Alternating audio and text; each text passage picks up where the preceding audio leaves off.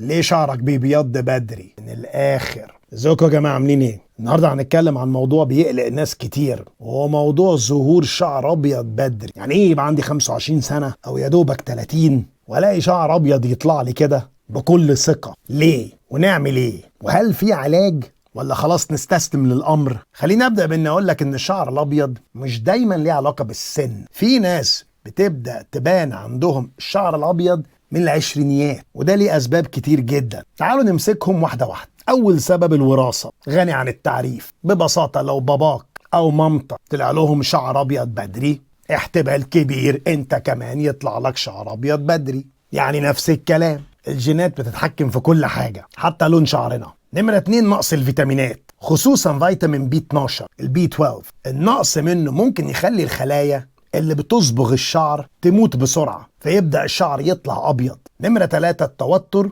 والضغط العصبي. والله يا جماعة، الستريس ده بيأثر على كل حاجة حتى شعرك. الضغط المستمر بيسرع طلوع الشعر الأبيض. نمرة 4، أمراض المناعة زي مشاكل الغدة الدرقية أو البهاق أو بعض الأمراض المناعة الذاتية. نمرة 5، التدخين. الناس اللي بتدخن فرصتهم أعلى بكتير إن شعرهم يبيض بدري. السجاير مش بس بتبوظ الرئة، بتبوظ الشكل كمان. نمرة 6، نقص الميلانين، اللي هي المادة اللي بتدي الشعر لونها. كل ما قل إنتاجها في الجسم، الشعر يتفتح لونه لحد ما يبيض. طب نعمل إيه بقى؟ نوقف الكلام ده إزاي؟ أول حاجة لازم نفهمها، لما الشعر الأبيض بيبدأ يطلع صعب جدا يرجع لشعر طبيعي تاني، لكن نقدر نبطئه ونمنع طلوع شعر جديد أبيض. أول حاجة هنركز على الطرق الطبيعية، التغذية السليمة. يعني اسأل نفسك، كل أكلك فيه فيتامينات؟ ركز على أكل اللي فيه بي 12 والحديد، النحاس والزنك، زي البيض، كبدة، سبانخ والبقوليات. نمرة 2، زيت الأملة.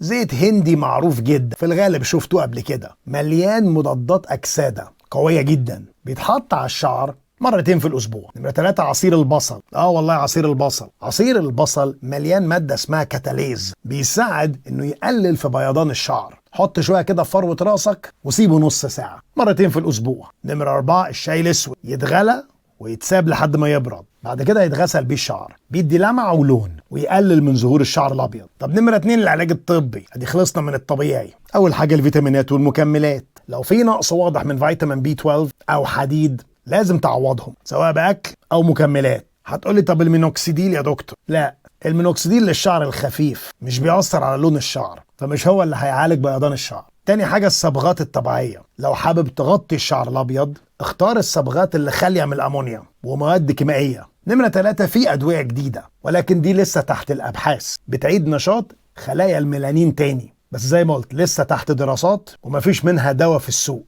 الخلاصة، لو شعرك بدأ يبان عليه بياض ما تتضايقش. أولا هي مش نهاية العالم، جزء طبيعي من جسمك وممكن تتعايش معاه أو تعالجه على قد ما تقدر. بس الأهم راقب صحتك وتأكد إن جسمك بياخد اللي محتاجه. ولو عجبك الفيديو ما تنساش تعمله لايك، شير وسبسكرايب عشان غيرك يستفاد. وهو ده الشعر الأبيض من الآخر.